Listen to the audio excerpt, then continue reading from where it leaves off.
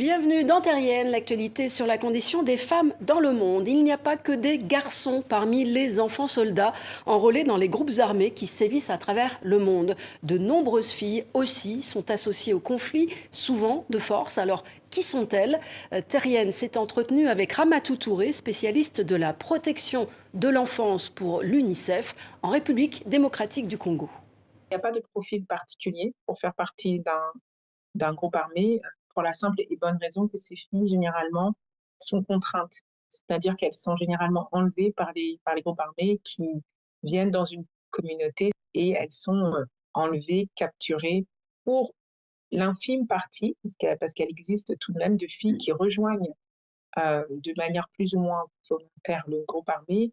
On note beaucoup de filles dans des communautés rurales avec peu d'opportunités, des filles en rupture familiale, c'est-à-dire qui sont dans une situation soit de violence au sein de leur famille ou de leur communauté et qui voient dans le groupe armé comme une échappatoire.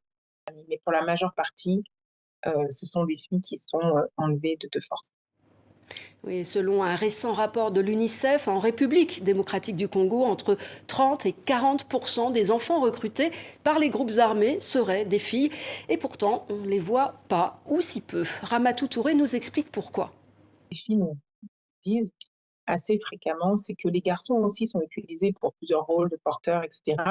Mais généralement, lorsqu'ils arrivent, ils ont cette intention, en tout cas on les forme au combat, à un moment ou à un autre, qu'ils combattent ou pas.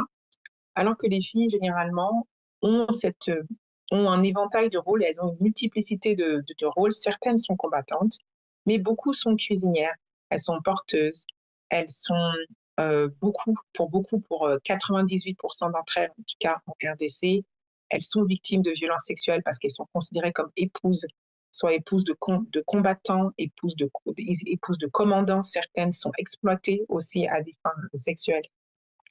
Parce qu'elles ont eu ces rôles-là, parce que pour la plupart d'entre elles, elles s'échappent, donc elles sont très rarement libérées, elles s'échappent, elles rentrent aussi de manière anonyme, soit dans leur communauté ou elles vont s'établir dans une autre communauté de manière anonyme, sans jamais divulguer en fait leur passé et leur association, et donc sans jamais recevoir les services auxquels elles ont droit et sans jamais pouvoir en fait être guéries et avoir l'appui dont elles auraient nécessairement besoin après les multiples abus qu'elles subissent.